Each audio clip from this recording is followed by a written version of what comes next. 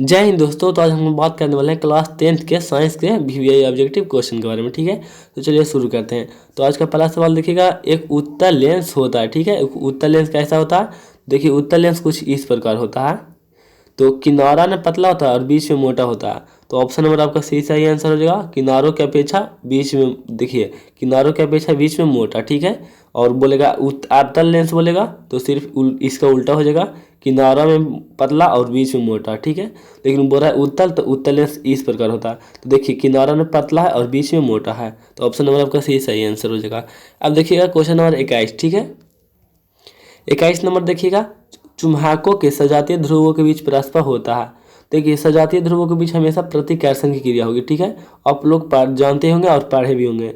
जब plus plus दो particle रहता है तो प्रतिकर्षण करता है, और माइनस माइनस भी मतलब कि रहता है तो प्रतिकर्षण करता है। ठीक है, माइनस माइनस भी रहता है तो प्रतिकर्षण करता है, लेकिन अगर प्लस माइनस रहेगा तो आकर्षण होगा, और माइनस प्लस रहेगा तो आकर्षण होगा। ठीक है, दोनों मतलब सेम ही है, सिर्फ आगे पीछे होगा, मतलब अलग अलग रहेगा तो प्रतिकर्षण नहीं आकर्षण होगा। ठीक है, अब देखिएगा तो इसका ऑप्शन नंबर आपका मतलब कि 20 सही आंसर हो जाएगा। ठीक है, प्रतिकर्षण। अब देखिएगा क्वेश्चन नंबर 22 नंबर देखिएगा, विद्युत मोटर प्रवर्तित करता है। विद्युत मोटर प्रवर्तित करता है, तो देखिए विद्युत मोटर है जो विद्युत ऊर्जा से मतलब गतिज ऊर्जा में बदलता है। ठीक है, तो विद्युत मोटर है जो कि विद्युत ऊर्जा को यांत्रिक ऊर्जा में बदलता है। ठीक है, विद्युत ऊर्जा को ऑप्शन नंबर आपका 20 सही आंसर हो जाएगा, यांत्रिक ऊर्जा में बदलता है। ठीक है, तो ऑप्शन नंबर आपका 20 सही आंसर हो जाएगा, विद्युत ऊर्जा को यांत्रिक ऊर्जा में बदलता है। अगला देखिएगा question number 23। Question number 23 number देखिएगा, लेंस की क्षमता का एसआई मात्रक है। तो देखिए लेंस का क्षमता का एसआई मात्रक होता है मीटर पर सेकंड, मतलब कि 1/मिनट होता है। ठीक है, 1/मीटर होता है। तो 1/मीटर मतलब कि -1 हो जाएगा। ठीक है, तो ऑप्शन नंबर आपका सी सही आंसर हो जाएगा। प्रति मिनट इसको बोल सकते हैं, प्रति मिनट बोल सकते हैं, यानी कि मीटर के पावर -1।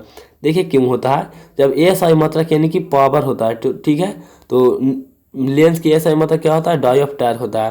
तो डायोप्टर बराबर क्या होता है, 1/पी होता है। ठीक है, तो पी है जो कि मीटर में रहता है, तो 1 और नीचे मान लीजिए मीटर है, तो मीटर हो गया, तो इसको जब ऊपर ले जाते हैं तो इसका पावर माइनस हो जाता है। ठीक है, तो इसीलिए ऐसा होता है। अब क्वेश्चन नंबर अगला देखिएगा 24। इसका तो ऑप्शन नंबर आपका सी सही आंसर हो जाएगा। इसका देखिएगा 24, आकाश का रंग नीला,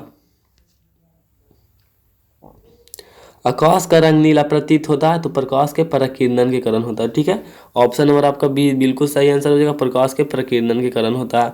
अब अगला क्वेश्चन नंबर देखिएगा, विद्युत चुम्बकीय प्रेरण का खोज किसने किया था? तो विद्युत चुम्बकीय प्रेरण का खोज फराडे साहब ने किया था। कुछ बच्चे मैक्सवेल को मारते हैं, लेकिन ऐसा नहीं है, और फराडे साहब ने किए थे। ठीक है, मैक्सवेल गलत है, विद्युत चुम्बकीय का खोज फराडे साहब ने किए थे। अब देखिएगा क्वेश्चन नंबर अगला 26 नंबर देखिएगा, प्रतिबिंब का आकार हमेशा वास्तु के बराबर है तो मन दर्पण कौन सा है? तो हमेशा बराबर बोल रहा है, हमेशा, एक बार नहीं हमेशा बोल रहा, तो हमेशा सिर्फ समतल दर्पण में होगा। ठीक है, और बोलता है बराबर है तो उत्तल भी हो सकता था, सॉरी अवतल भी हो सकता था, क्योंकि अवतल में केंद्र पे धरते हैं तो इसमें भी बराबर बनता है, लेकिन हमेशा बोलेगा तो हमेशा सिर्फ समतल दर्पण में होगा। अगला देखिएगा क्वेश्चन नंबर 27, 1 किलोवाट बराबर होता है। ठीक है, 1 किलोवाट बराबर क्या होता है? तो ऑप्शन नंबर आपका सही आंसर हो जाएगा 3.6 गुना 10 के पावर 6 जूल। ठीक है, इसको आपको ध्यान में रखना होगा, 3.6 गुना 10 के पावर 6 जूल होता है। किलोवाट घंटा का मतलब, किलोवाट घंटा को आप जूल बोल सकते हैं, किलोवाट घंटा को जूल बोल सकते हैं। ठीक है, अगला देखिएगा, एथेनोइक अम्ल का समानता क्या कहा जाता है? तो एथेनोइक अम्ल को एसिटिक अम्ल कहते हैं। ठीक है, अब बोलेगा मेथेनोइक अम्ल तो इसको क्या बोलेंगे, फार्मिक अम्ल उसको बोलेंगे। मेथेनोइक अम्ल को फार्मिक अम्ल बोलेंगे, और एथेनोइक अम्ल को एसिटिक अम्ल। अगला देखिएगा क्वेश्चन नंबर 29 देखिएगा, भारतीय संगीत प्रणाली में संगीतों के कितने सुर हैं? तो 8 हो जाएगा। देखिए इसलिए पूछा गया क्योंकि मतलब कि एक वैज्ञानिक थे जो बोले थे कि सारे गामा पादा निशा, तो ये बोले थे, तो मतलब कि पहला तत्व सा पर गिरता है तो अंतिम भी सा पर गिरेगा 8 नंबर के बाद। ठीक है, तो कुछ तर्क दिए थे इसीलिए पूछा गया, नहीं तो ये क्वेश्चन साइंस का कोई है ही नहीं। सबसे पहले देखिए, भारतीय संगीत प्रणाली में संगीत के कितने स्वर हैं? तो आपको कौन हिसाब से साइंस का क्वेश्चन लगता है? साइंस का नहीं है, ऐसा बात नहीं है, लेकिन फिर भी पूछा जाता है, पूछ दिया जाता है कभी, मतलब कि कभी कभी पूछ दिया जाता है। अब क्वेश्चन नंबर 30 नंबर देखिएगा। ठीक है, क्वेश्चन 30 देखिएगा, 30 नंबर का, वायुरोधी बर्तनों में खाद्य सामग्री रखने में उपचयन की गति होती है। देखिए उपचयन मतलब क्या होता है, खराब, मतलब कि उपचयन मतलब ऑक्सीजन की वृद्धि। तब बोलिए जब वायु का मतलब रोधी मतलब वायु से आप बचा देंगे खाना, तो क्या ऑक्सीजन उसमें आएगा, ऑक्सीजन के संपर्क में आएगा? तो नहीं, तो उसका अभिक्रिया धीमी हो जाएगा। ठीक है, क्या हो जाएगा? धीमी। कोई भी अभिक्रिया लगभग अभिक्रिया ऑक्सीजन पर डिपेंड करता है, यानी कि वायुमंडल पर। उसको हवा मिलेगा तो अभिक्रिया तेज करेगा। अब आग लहरा रहे हैं, उसमें ऑक्सीजन कम है तो धीरे धीरे लहरेगा, लेकिन ऑक्सीजन अब मनमाना दे दीजिए, आग धधक जाएगा। तो मतलब कि वायुरोधी बर्तनों में सामग्री रखने से उपचयन की गति बहुत कम हो जाती है। तो ऑप्शन नंबर आपका ए सही आंसर हो जाएगा। अब क्वेश्चन नंबर अगला देखिएगा, 31 नंबर का, नीचे दी गई अभिक्रिया में कौन सा कथन सही है? तो देखिए 2Cu दिया है, क्या दिया है? 2Cu plus O2, 2Cu plus O2, तो क्या बना है? 2CuO बना है, 2CuO बना है। देखिए तो यहाँ पे जब कार्बन यहाँ कॉपर के पास, Cu के पास, कॉपर के पास क्या पहले से ऑक्सीजन था? नहीं, लेकिन अभिक्रिया के बाद इसमें ऑक्सीजन आया कि नहीं आया? तो हाँ आया। इसमें ऑक्सीजन नहीं था, अभिक्रिया होने से पहले ऑक्सीजन नहीं था, लेकिन अभिक्रिया होने के बाद अब मतलब कि ऑक्सीजन आ गया, तो यह ऑक्सीजन का योग हो गया, तो कार्बन का ऑक्सीकरण हुआ। ठीक है, कार्बन का क्या हुआ? ऑक्सीकरण की क्रिया हुआ। ऑप्शन नंबर ए आपका बिल्कुल सही आंसर हो जाएगा। अब ये ऑक्सीकरण का मतलब होता है कि उस तत्व में ऑक्सीजन का योग हो गया। एक कार्बन का बोला कि आप करें तो बिल्कुल गलत हो जाएगा, कॉपर का नाइट्रोजन ये भी गलत हो जाएगा, अब ये भी तो ऐसे ही गलत है। ऑप्शन नंबर ए आपका बिल्कुल सही आंसर होगा। ठीक है, अब देखिएगा क्वेश्चन नंबर 31 हो गया, तो 32 अब देखते हैं।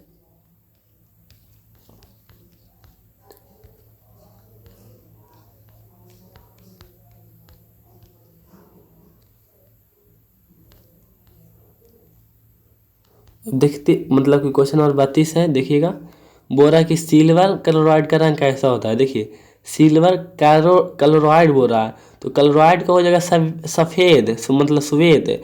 अगर बोलता क्लोराइड की जगह पे आयोडाइड तो पीला हो जाता। आपको ध्यान यही देना है। अगर बोलेगा सिल्वर क्लोराइड का रंग कैसा होता है तो श्वेत हो जाएगा, यहाँ क्लोराइड की जगह पे आयोडाइड लगा देगा तो पीला हो जाएगा। तो आप लोग क्या कीजिएगा कि हम क्लोराइड बताए हैं, आप लोग आयोडाइड मार्क आइएगा, बोलिए कि गलत बता दिए। नहीं, आयोडाइड यहाँ पे रहेगा तो पीला तो होगा ही, लेकिन क्लोराइड रहेगा तो श्वेत हो जाएगा। ठीक है, तो आपको ध्यान में रखना है। अगर नहीं मतलब कि इसमें क्वेश्चन है जो कुछ ऐसा क्वेश्चन है जो कि जानबूझ के गलती करता है, तो आप इसको लिख सकते हैं। और पूछा भी गया, हर बार लगभग बार पूछा जाता है, क्लोराइड बोले या तो आयोडाइड बोले, लेकिन पूछेगा। ठीक है, तो इसको आप लिख सकते हैं। अब क्वेश्चन नंबर 33 देखिएगा, समीकरण CaCO3, CaCO3 मतलब कि क्या होगा? CaCO3 मतलब कि चूना पत्थर बोला, उसको ऊष्मा दिया गया है, तो क्या में बदल गया है? CaO प्लस CO2 गैस में बदल गया। तो यह किस प्रकार का अभिक्रिया? तो भाई आप भी देख रहे हैं कि इसमें पहले एक था, इसमें दो में बदल गया है, यानी वियोजन अभिक्रिया हो गया। तो ऑप्शन नंबर ए आपका बिल्कुल सही आंसर हो जाएगा, वियोजन अभिक्रिया है। ठीक है, क्या है? वियोजन अभिक्रिया। अब देखिएगा क्वेश्चन नंबर 34, किसी लाल तप्त आयरन पर, ठीक है, किसी लाल तप्त आयरन मतलब लोहा पर जल वाष्प प्रवाहित कराने पर कौन सा यौगिक बनता है? ठीक है, तो देखिए जब लाल तप्त आयरन पर जल वाष्प आप प्रवाहित करते हैं तो चुम्बक का निर्माण होता है। चुम्बक का सूत्र आप जानते होंगे कि Fe3O4 होता है। ठीक है, Fe3O4। तो किसी लाल आयरन मतलब आयरन पर जब जल वाष्प प्रवाहित कराते हैं तो चुम्बक का निर्माण होता है, जिसका सूत्र Fe3O4। ये चुम्बक का सूत्र आप लिख सकते हैं मैग्नेटाइट का। ठीक है, मैग्नेटाइट लोहा के भी बहुत प्रकार होते हैं, जिसमें मैग्नेटाइट, हेमाटाइट, लिग्नेनाइट। तो हेमाटाइट है ना, मैग्नेटाइट है ना, उसी को चुम्बक बोलते हैं, उसी का सूत्र है। अब देखिएगा क्वेश्चन नंबर 35, हमारे शरीर में कितने परास के बीच, हमारे शरीर में पीएच के कितने परास के बीच कार्य करते हैं? तो आप लोग पता होगा कि हमारे शरीर का pH 1 होता है 7.0 से 7.8 तक ला। ठीक है, इतना के बीच में होता है। आप इसको भी नहीं बोल सकते हैं ना इसको बोल सकते हैं, इतना के बीच में होता है। ठीक है, तो अगर 7.0 रहेगा तो उदासीन हो जाएगा, तो नहीं होगा, मतलब इससे प्लस रहेगा, इससे माइनस रहेगा, मतलब इतना के बीच में रहेगा। अब देखिएगा क्वेश्चन नंबर 36, रक्त में शर्करा का मतलब कि स्तर नियंत्रित कौन करता है? शर्करा मतलब होता है चीनी, एक रूप से चीनी ही बोल सकते हैं। तो उसको उसका मात्रा का नियंत्रण मतलब इंसुलिन हार्मोन करता है। ठीक है, इंसुलिन करता है। ये बायोलॉजी का क्वेश्चन है, रक्त में शर्करा का स्तर मतलब स्तर नियंत्रित करता है तो इंसुलिन हार्मोन करता है। ऑप्शन नंबर आपका डी सही आंसर होगा, इंसुलिन। अब क्वेश्चन नंबर अगला देखिएगा 37, निम्न में कौन सा आयनिक यौगिक है? क्या है? आयनिक यौगिक है। तो देखिए आयनिक यौगिक का मतलब क्या होता है, उसमें एक अधातु और एक धातु हो, एक अधातु और एक धातु हो। तो CH4 में दोनों अधातु है, C भी अधातु है और मतलब कि H भी अधातु है। CO2 में C भी अधातु है और O भी अधातु है। और इसके देखिएगा NH3 में N भी अधातु है और H भी अधातु है। लेकिन आप इसको आप देखिएगा तो कैल्शियम तो धातु है लेकिन क्लोरीन अधातु है। तो यही हो जाएगा आयनिक यौगिक में ऑप्शन नंबर आपका सी। समझ गए ना? मतलब कि दोनों अलग अलग खोजना, अधातु और धातु खोजना या धातु अधातु खोजना। तो इसमें दोनों अधातु है, इसमें भी दोनों अधातु है, इसमें भी दोनों अधातु है। तो ऑप्शन नंबर आपका मतलब कि सी है जो सही आंसर हो जाएगा, ये आयनिक यौगिक है। अब देखिएगा क्वेश्चन नंबर 38, निम्न में से कौन सा पदार्थ ऑक्सीजन के संयोग नहीं करता? मतलब कि ऑक्सीजन से वो अभिक्रिया करता ही नहीं है, बहुत बहुत कम करता है। तो गोल्ड नहीं करता यानी कि सोना नहीं करता। सोना को आप अगर आप मतलब कि खुला हवा में छोड़ देंगे तो उसमें जंग नहीं लगेगा, लेकिन चांदी में हल्का लग जाएगा, लेकिन सोना में बहुत कम लगता है, लगभग नहीं के बराबर। ठीक है, तो ऑप्शन नंबर बी हो जाएगा। अब देखिएगा क्वेश्चन नंबर 39, शुद्ध सोना व्यक्त किया जाता है, शुद्ध सोना व्यक्त किया जाता है मतलब तो शुद्ध सोना कितना कैरेट का होता है, कहने का मतलब है तो 24 कैरेट का होता है। आप इसको मतलब कि 80 क्लास से पढ़ते आ रहे होंगे और आपको पक्का याद होगा। देखिएगा अगला नंबर है 22 मतलब कि 40 नंबर का क्वेश्चन, वायुमंडल में CO2 गैस का उपस्थिति है। बोल रहा कि वायुमंडल में CO2 गैस है जिसका मतलब कि मात्रा कितना, तो आपका सही आंसर हो जाएगा 0.03%। कितने के बच्चे क्या करते हैं कि 0.2 को 0 देखिए को 3 देते हैं, 2 को 0 देखिए को 3 देते हैं, तो गलत हो जाएगा। ठीक है, आपको मतलब कि 0.03% आपको याद कर लेना है, डबल वहाँ पे 0 नहीं पड़ेगा। ठीक है, ऑप्शन नंबर सी आपका सही आंसर हो जाएगा।